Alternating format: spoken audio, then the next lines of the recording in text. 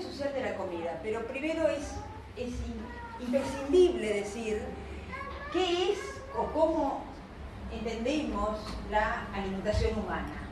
La alimentación humana es una unión indisoluble de nutrientes y sentidos. La alimentación humana no admite el conocimiento tipo cebolla, donde hay un núcleo biológico, después una cobertura psicológica, después está lo social, después está lo cultural, después está lo simbólico, después están los alienígenas ancestrales. Ese tipo de conocimiento por capas de cebolla no va más. Podía servir para entender la alimentación en el siglo XIX, no nos sirve hoy. Hoy tenemos que cortar la cebolla y que se mezclen los jugos de cada capa. Tenemos que entenderla como una unión indisoluble de aquello que es biológico con aquello que es cultural, que coevolucionan, que se codeterminan.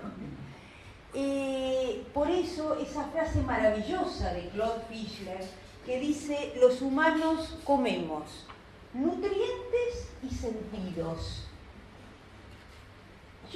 Que comemos nutrientes, creo que a todo el mundo le queda claro.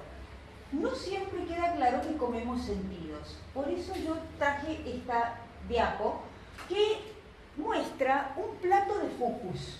Ese plato precioso, bien adornadito, es un plato de carne de pez globo, que está acá, el pez. Y el pez globo es un pez venenoso. Una gota de su vesícula puede envenenar 1000 litros de agua.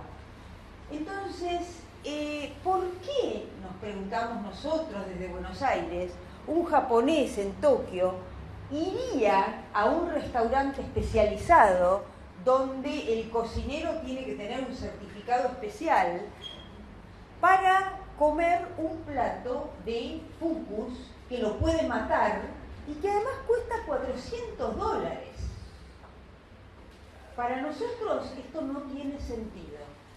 Para los japoneses, en su cultura, con su tradición del shogunato, de artes marciales, de honor, de lealtades, de enfrentamiento con la muerte, este plato tiene sentido. Tiene tanto sentido que las feministas japonesas, en los años 80, cuando las mujeres empezaron a tomar lugar en la dirección de las grandes empresas japonesas y dispusieron de dinero propio, hicieron una movilización para que se les permitiera entrar en los restaurantes de fucus y enfrentarse con la muerte en forma de pez globo también, ¿no? Eso para nosotros desde el otro lado del Atlántico, en otra cultura, en otro contexto, no tiene sentido. Pues para los japoneses hace más de 3000 años que tiene sentido. Este es un plato de sentido, no es un plato de nutrientes. Nadie va a comer nutrientes y pagar los $400 y rozar la muerte por un poquito de proteína que podrían obtener en una merluza. Lo que tienen acá es la profunda significación de una comida que los puede matar. Por supuesto no mata a todo el mundo, porque si no, no existiría. De vez en cuando algún cocinero queda absolutamente deshonrado porque, bueno, ese día se le pasó el cuchillo y se cargó 40 comensales. El fucus, un plato de sentido. La forma que vamos a abordar este trabajo es desde la complejidad. Y complejidad no quiere decir dificultad. Cuando uno habla de un enfoque desde la complejidad, está hablando que la construcción del objeto es como si estuviéramos abordando un sistema orgánico, abierto al medio y con capacidad de autoorganización, para comprender y solucionar una problemática difícil. Lo que hacemos los científicos es analizarla, partirla en problemas fáciles. Cuando abordamos un problema complejo y desde la complejidad, lo que tenemos que hacer es cambiar la cabeza. Académicamente esto se diría modificar la episteme, modificar la manera de pensar. Hoy estábamos hablando con ella antes de empezar y decíamos, tenemos que romper los compartimientos, tenemos que empezar a ver las cosas desde una forma un poco más holística, todo relacionado con todo. Bien, este es en gotas el enfoque desde la complejidad, donde vemos la alimentación como un hecho social total, producto y a la vez productor de las relaciones sociales, de manera tal que vemos el plato de comida no como nutriente, no como sentido, sino como un producto de el medio ambiente, ese medio ambiente que solo conocemos a través de nuestro sistema de creencias, de nuestra ciencia, de nuestras religiones, de lo que pensamos acerca de la salud, de la naturaleza, de la biología, del ambiente físico. Ese ambiente físico mediatizado por nuestra tecnología que en algún momento generó ventajas competitivas desde el punto de vista económico, todo eso cae al plato. El medio ambiente, la tecnología, la economía condicionan lo que comemos y cómo lo comemos. También cae al plato el sistema de derechos de una cultura. Esto quiere decir que legalmente nosotros podemos decir acá no hay restricciones para nadie. Y sin embargo, los antropólogos sabemos muy bien que por sobre la institucionalización formal hay una cultura subterránea que designa soterradamente, por costumbres, por sucesos del pasado transmitidos y repetidos, quién puede comer qué y de acuerdo a los tres grandes sistemas de clasificación de todas las culturas. Los sistemas etarios, y nosotros sabemos que los niños comen distinto que los adolescentes, o que los adultos, o que los ancianos. Los géneros, las mujeres comen distinto que los varones, y no porque las mujeres tengamos distinto metabolismo que los varones para la asimilación de las proteínas o los micronutrientes, sino porque cae al plato la imaginería de cada cultura acerca de qué es lo que es ser mujer, cuál es la corporalidad de una mujer y qué alimentos le corresponden a esa mujer. Entonces, hoy con las nuevas corporalidades y las corporalidades flexibles y los nuevos géneros, yo me pregunto, y es la investigación del año que viene, ¿cómo nuevos alimentos para nuevos cuerpos?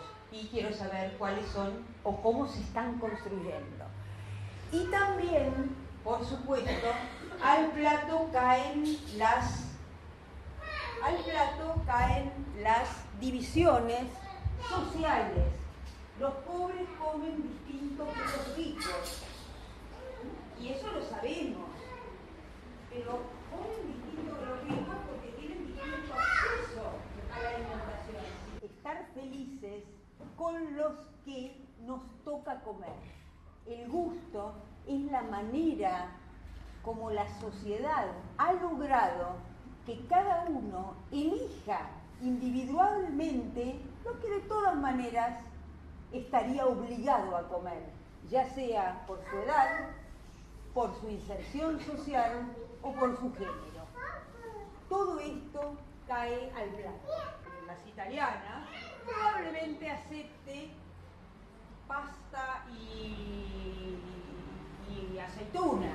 Pero si yo tengo la idea estética de mi cultura, de que la mujer tiene que ser una merluza, una con las características de una prepuber, nada por acá, nada por allá, twiggy, probablemente no caiga un plato de fideos en la mesa de esa pobre chica que se alimentará a, qué sé yo, lechuga y gelatina, ¿no? Bien, la próxima. Todo esto cae al plato y lo vamos a ver.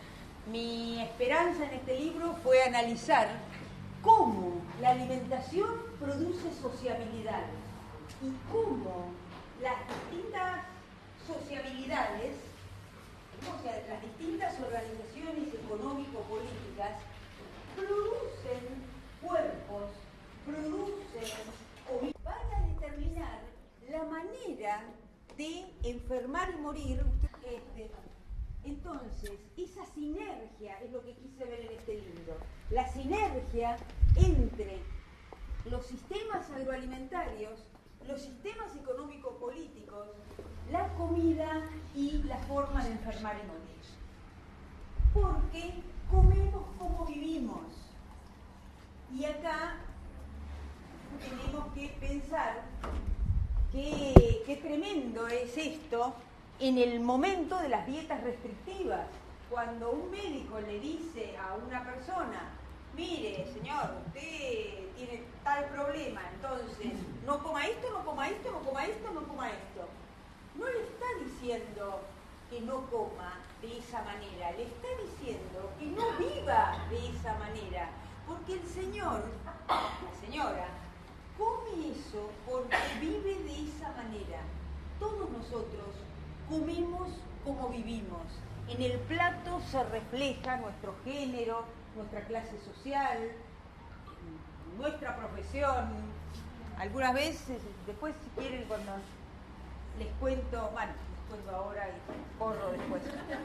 Siempre termino una hora después porque por este tipo de anécdotas.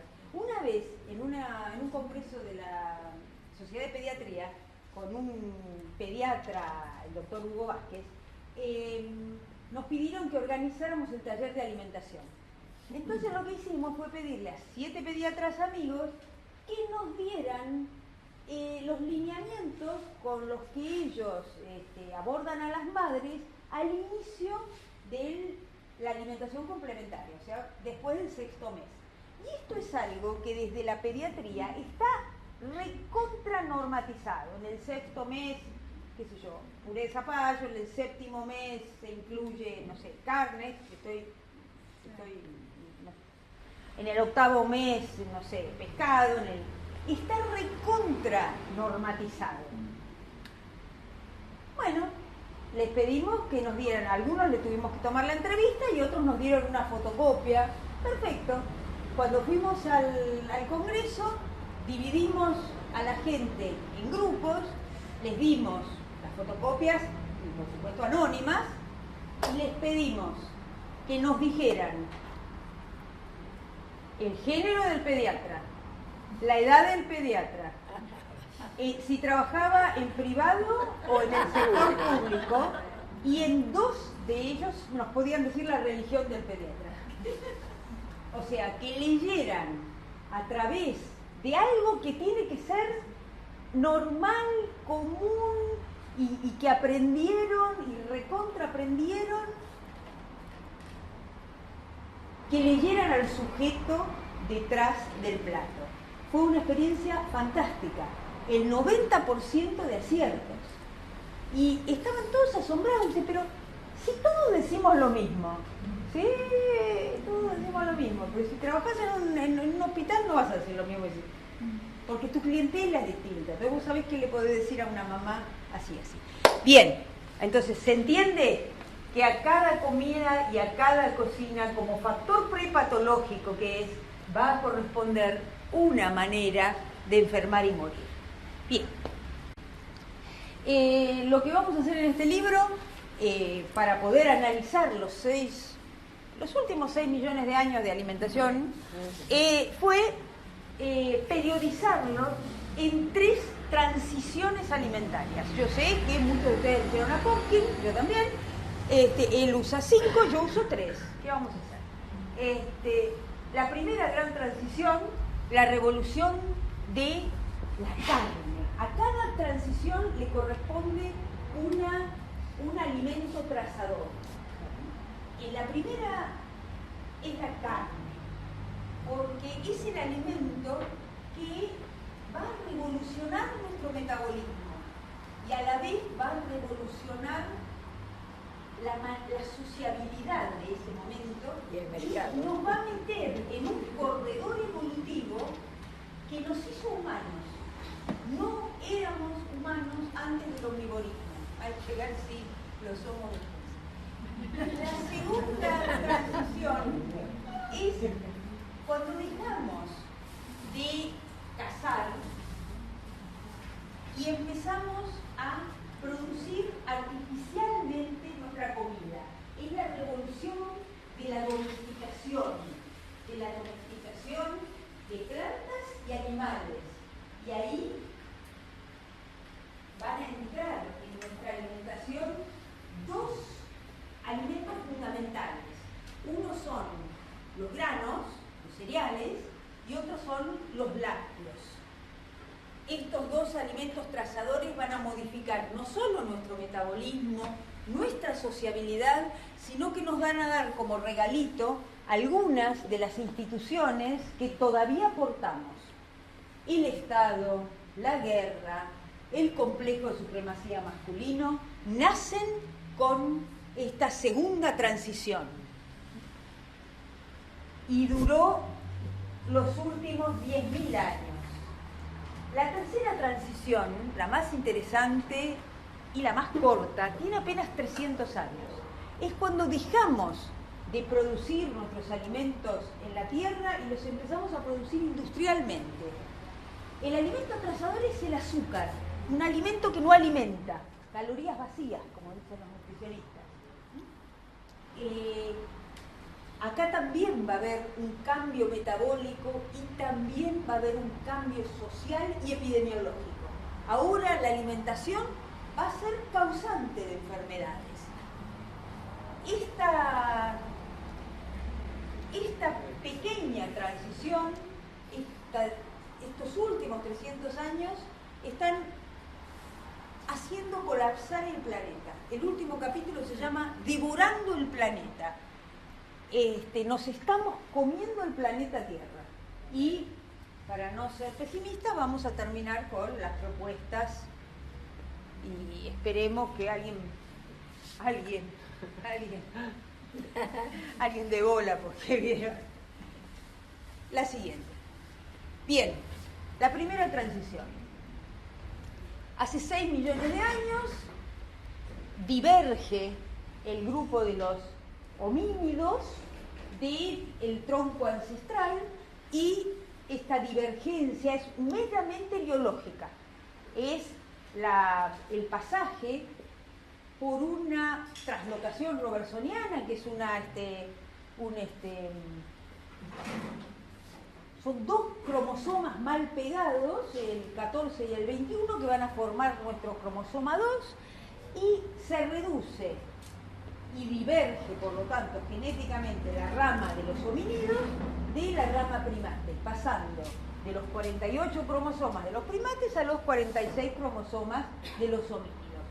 Ni se enteraron hasta siglos después, donde se produce esta apertura que se llama especiación, donde los de 46 cromosomas con los de 46 cromosomas y los de 48 con 48, porque si no tenían hijos infértiles.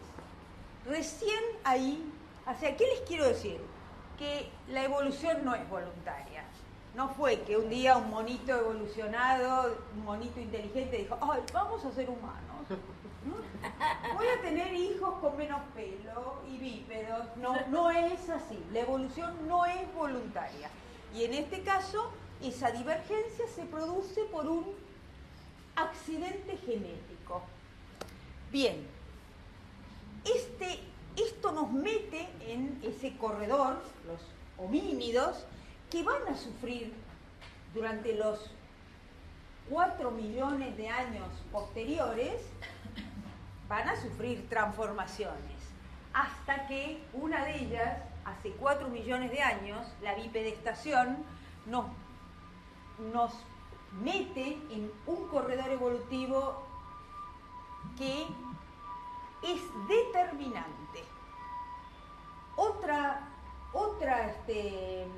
característica, la sexualidad continua, que no sabemos cuándo empezó, pues no tenemos manera, no tenemos rastro de cómo se relacionaban los homínidos, y hace 2.500.000 años esta transformación increíble que es el omnivorismo, también evolutiva, tampoco voluntaria, que va a ser una bisagra entre lo biológico y lo cultural, que cambia totalmente el panorama porque nos hace pasar por la fuerza de nuestras propias creaciones de presas que éramos cuando éramos vegetarianos a predadores.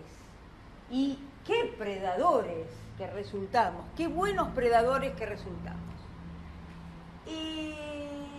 Este salto alimentario va a abrir a nuevas conductas, va a ser un salto tan profundo, ahora lo vamos a ver en detenimiento, que hace 200.000 años aparece algo único hasta ese momento en la naturaleza, que es el pensamiento abstracto, pensamiento simbólico. Algunas personas, algunos científicos dicen, esto es un poquito presuntuoso. Digamos que lo que hay es una interfase simbólica que permite separarnos de lo concreto y hacer nuestros experimentos en forma mental. Y eso da un salto conceptual que nos cambia la vida. ¿Cómo sabemos que hace 200.000 años estos omnívoros que habían corrido bastante estaban pensando abstractamente? Porque empezamos a encontrar cosas sin función. Si hay algo que no tiene función, quiere decir que no está ligado a la funcionalidad, y lo hicieron, es otra cosa. ¿Qué es? No lo sabemos. Nosotros decimos, esto es arte. Arte abstracto, unos triangulitos, unas rayitas. El sentido de eso no lo sabemos, pero si alguien se tomó horas y horas de su vida, hace 200.000 años, en dibujarle triangulitos y rayitas y circulitos a un pedacito de ocre, ¿qué sentido tenía? No lo sé, a lo mejor quería decir, no me toques el rouge. A lo mejor quería decir, esto es especial, o esto es de los dioses, o ¿qué sentido tenía? No lo sé. Pero empezamos a encontrar experimentos mentales que indican que ese Homo sapiens estaba pensando en forma abstracta. Bien, estaba pensando no solo para pintarse con el ocre rojo, sino también para generar cada vez mejores armas, hojas de sílex, preciosos cuentas suponemos para collares, herramientas, fuego, organización social cada vez más compleja y cada vez más solidaria. Los humanos, gracias a que somos omnívoros, somos súper solidarios. La próxima, ahora lo vemos bien. En todas las especies, no somos nosotros, en todas las especies, la forma como se transporta, se reproduce y se alimenta, condiciona sus relaciones con el medio. Y los seres humanos somos los que sufrimos más transformaciones, porque las sufrimos en las tres cosas: En la forma de transportarnos, la bipedestación, que cambió nuestras relaciones con el medio físico. En la forma de reproducirnos, la sexualidad continua, que cambió el medio intraespecífico, nuestras relaciones con los otros de nuestra misma especie. Y en la forma de alimentación, el omnivorismo, que nos cambió, pasamos de presa a predador, nuestras relaciones con las otras especies. La próxima. La bipedestación, hace 4 millones de años, estaba completa. ¿Cómo lo sabemos?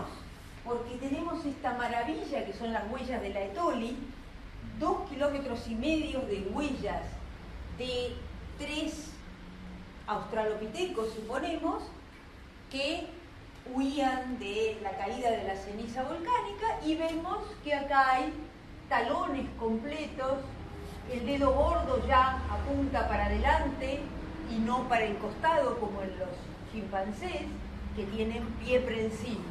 Acá hay talón y dedo gordo parecidos a los nuestros. Y como yo leo con criterio alimentario y nutricional hasta que un simio se ponga de pie, esto podría ser también una estrategia biológica de adaptación alimentaria a la sabana. Pero no vía comer más, sino vía reducir el gasto. Porque un animal cuadrúpedo, un mono cuadrúpedo, divergente sí, pero cuadrúpedo, como los gorilas, ofrece a la sabana africana, que se estaba desertizando, que era una selva y empezó a ser cada vez más seca, una planicie sin árboles, ofrece mucho de su superficie corporal. Y uno de los grandes gastos en nuestro metabolismo es mantener la homeotermia, ¿no? Sudar para refrigerarnos. Entonces, si nosotros somos bípedos y ofrecemos al sol del mediodía solo la cabeza y los hombros, gastamos un 35% menos de energía que si caminamos sobre los nudillos y ofrecemos el lomo. Esto fue fantástico, liberó las manos y de esa manera pudimos llevar crías y poder hacer herramientas, pero lentificó nuestra marcha y aplastó nuestras caderas por un tema de equilibrio. La columna tiene que hacer equilibrio, la cabeza tiene que equilibrarse, el agujero occipital se empieza a colocarse más en el medio y no atrás como en los simios, y este achatamiento de la cadera, fíjense los problemas que va a traer en el parto. Esto es la cadera de un chimpancé, bien cuadrada, la chimpancé es su propia partera, el bebé articula para salir del canal de parto, articula de occipital, la chimpancé no tiene ningún problema. Lucy, que es una australopiteca ya bípeda, fíjense, con la cadera achatada por el bipedalismo, el pobre bebé tiene que hacer un giro en la cadera para salir. Ni que hablar las especies posteriores a Lucy, los Homo sapiens, que además de ser bípedos, vamos a sufrir, gracias al omnivorismo, un proceso de encefalización donde, muchachos, se achata la cadera, nos crece la cabeza, estamos en unos problemas terribles. Menos mal que vino para salvarnos la sexualidad continua. La próxima. La sexualidad continua quiere decir que la hembra humana está receptiva siempre. Esto quiere decir que no tenemos un ciclo marcado donde, como en los otros primates, excepto los bonobos, en los demás primates, los chimpancés, los gorilas, los lemures, los cárcidos, los orangutanes, cuando la hembra está ovulando, emite olores, se ve tumefacción de senos y genitales, tiene conductas de cortejo, atrae a los machos enloquecen por una chimpancé en celo. Ustedes saben lo que hacen, pongan Discovery Channel, National Geographic, seguro que pescan algún gorila, ¿no? Los machos compiten y el macho alfa cubre a la hembra, y cuando la hembra queda preñada, no le vayas a hacer cuchicuchi porque te saca los tarascones, porque la sexualidad en los otros primates tienen como objetivo la reproducción. Una vez que la hembra quedó preñada, quiere decir que lo que tiene que hacer no es seguir de juerga, lo que tiene que hacer es proteger ese embarazo. Resulta que hay dos especies de primates, los bonobos y nosotros, donde la hembra no está receptiva solo durante la ovulación, está receptiva siempre. Cuando los antropólogos descubrimos esto, dijimos, vamos a mirar a los bonobos. La próxima, estos son los bonobos. Vamos a mirar a los bonobos porque seguramente los primeros grupos de homínidos deben haber sido como los grupos de bonobos, porque son los otros que comparten con nosotros esta rarísima característica de la sexualidad continua. ¿Y qué vemos en los bonobos? Que no se corre, que la hembra está receptiva siempre. Entonces la sexualidad se separa de la reproducción. ¿Para qué usan la sexualidad? Para relacionarse socialmente.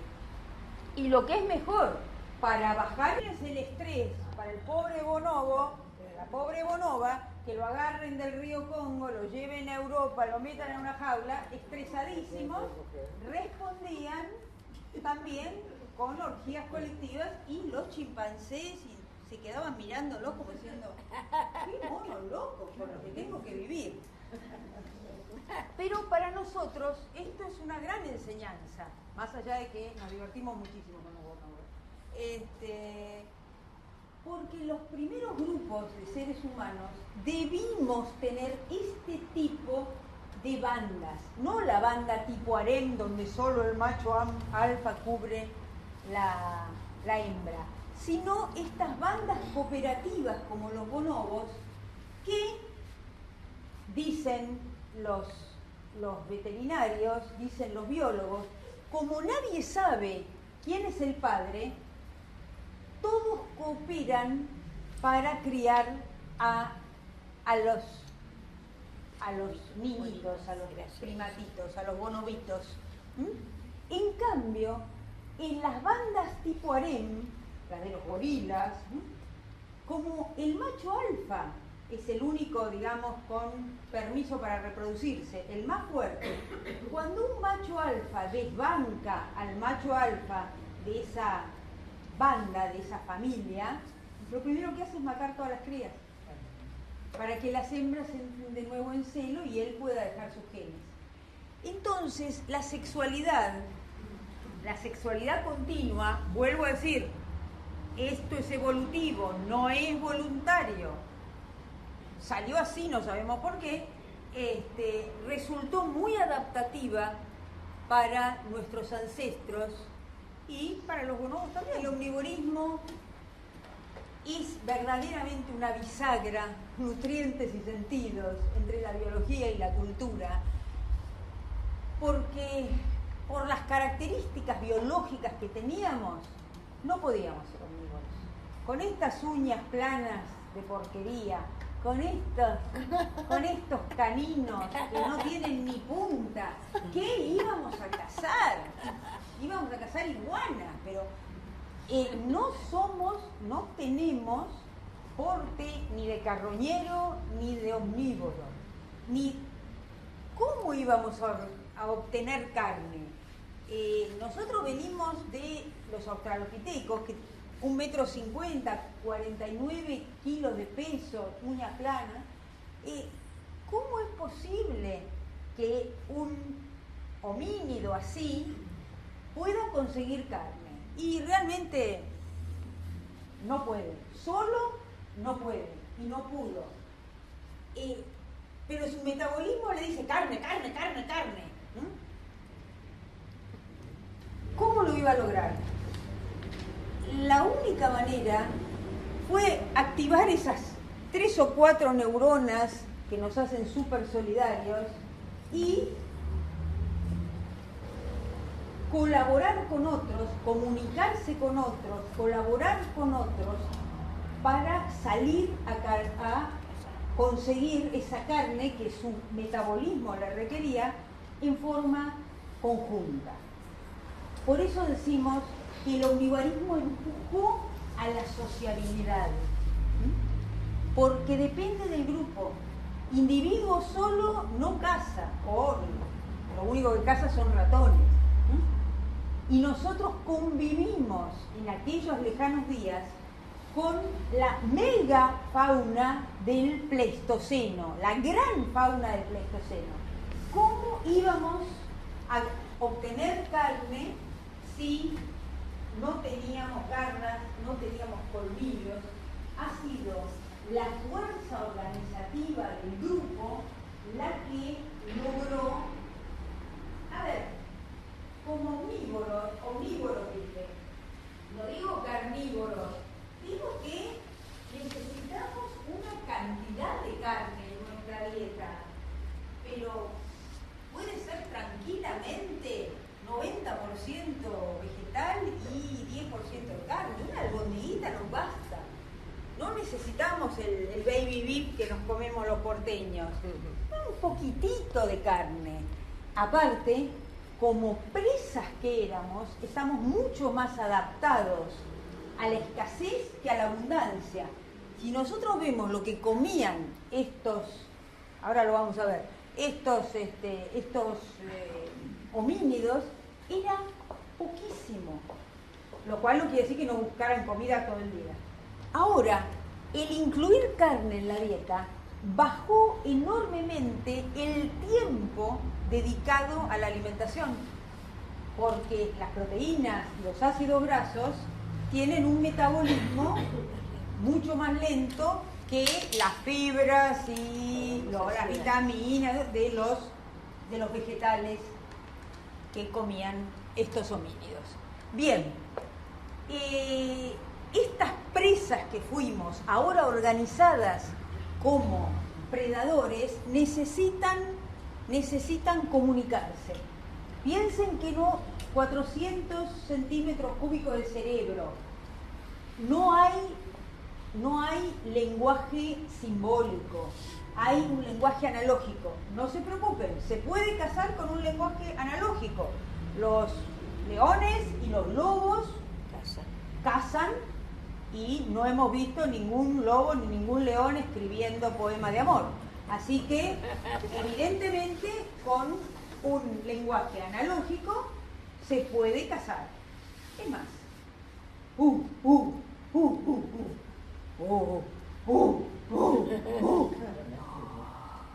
¿me entendieron? Eso es un lenguaje analógico. Así que podríamos haber seguido, ya pude por el tiempo de decir cómo, que vos andás por acá, que vos andás por acá. Pero podríamos con ese mismo, o sea, sin decir una palabra, podríamos haber hecho una estrategia como hacen los lobos y los leones. Es mejor si le digo, vamos a comer una pizza, ¿no? Pero bueno, más fácil, pero no quiere decir que se puede. Ahora bien, nos comimos nos lo comimos. Esas proteínas y sobre todo esos ácidos grasos hicieron una revolución en el metabolismo de estos homínidos, porque probablemente confluyeron con muchas otras cosas a disparar un proceso de encefalización. Acá no hay tutía, esto no es lo pienso, sino que está muy bien registrada. ¿Cómo? A medida aumenta la traza de zinc en los huesos fósiles, también aumenta en las sucesivas especies, no en los individuos, en las especies, también aumenta el volumen cerebral. Y suponemos, si hay más neuronas, que las relaciones entre esas neuronas también se van a complejizar. O sea, no solo más neuronas, sino, digamos, más relaciones, mejor cableado. Y eso significa mejores capacidades.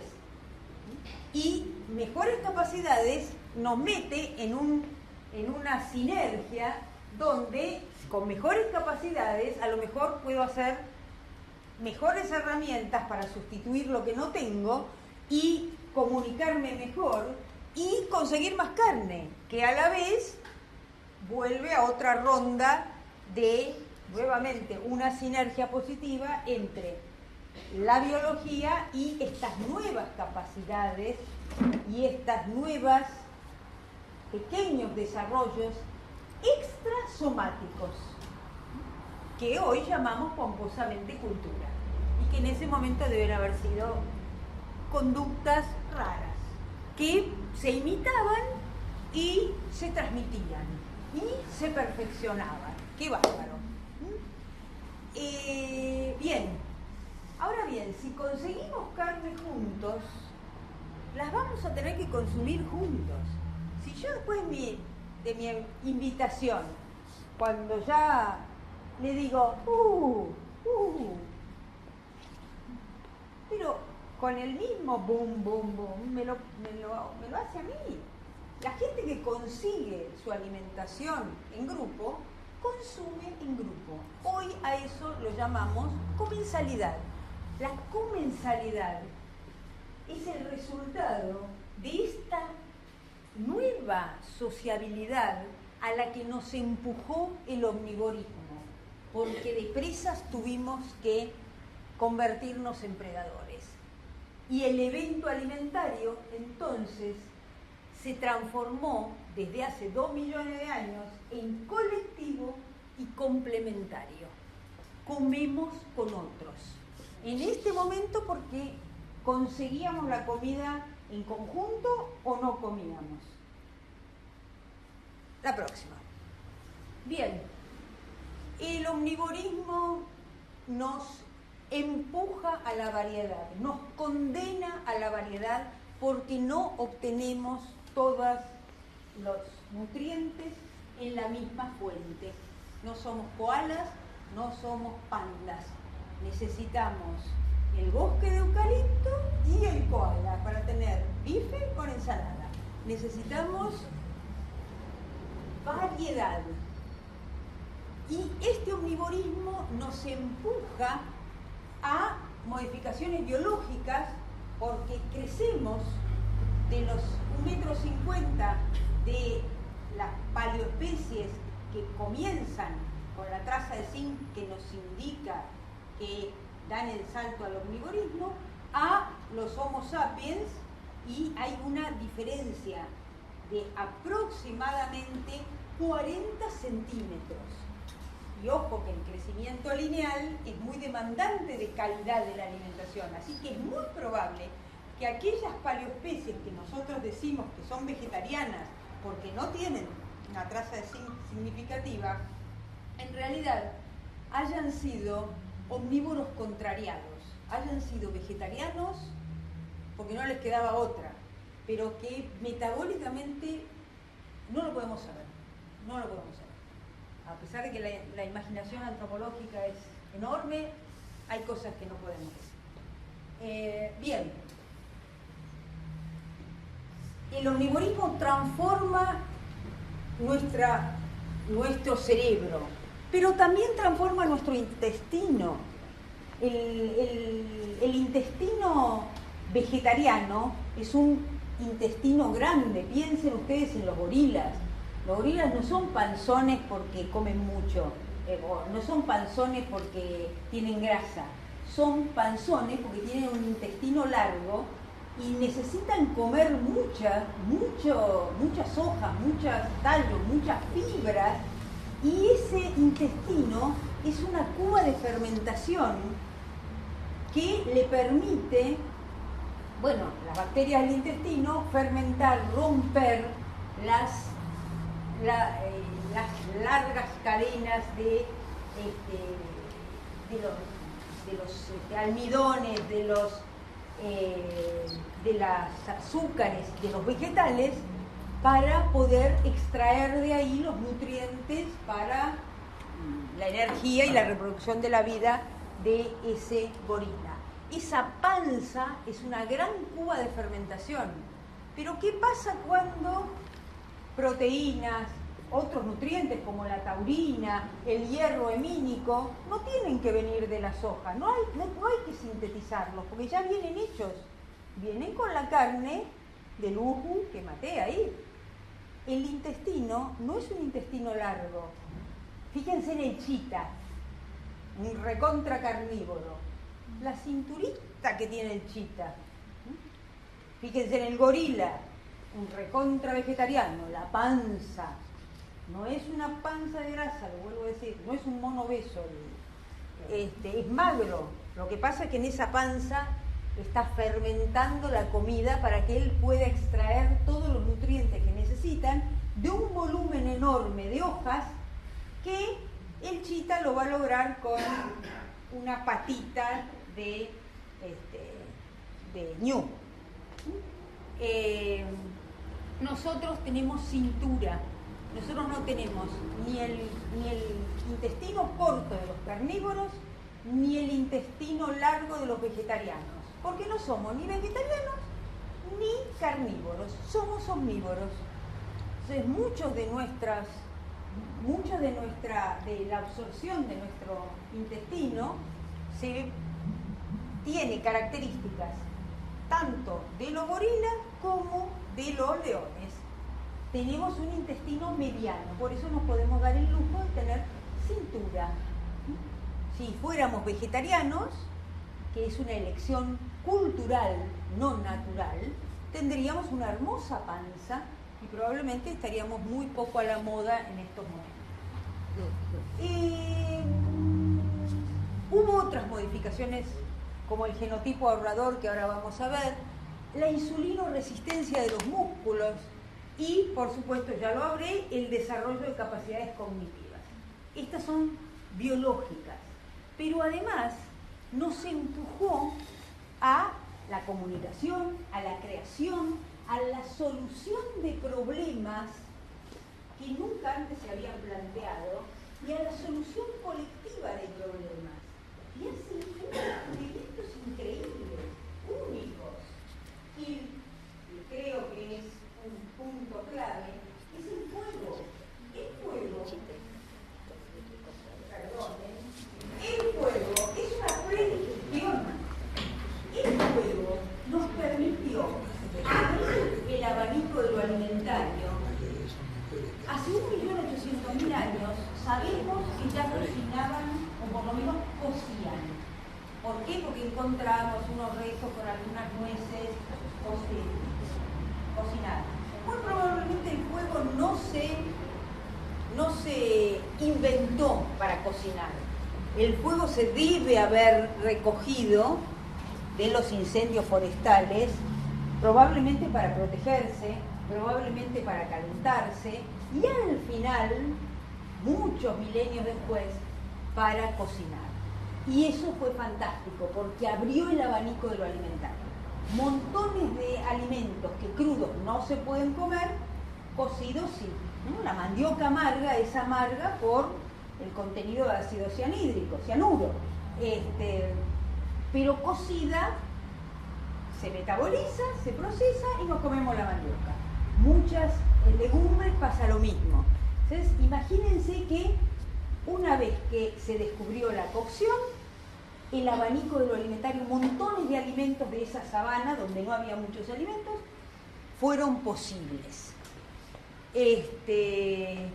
Y por supuesto, el desarrollo de herramientas, la protección en cuevas, el uso de ropas para protegernos de los elementos, y ahora teníamos ¿con qué? Porque teníamos las pieles de los otros animales. El omnivorismo nos empujó a montones de conductas colectivas diferenciales. La próxima.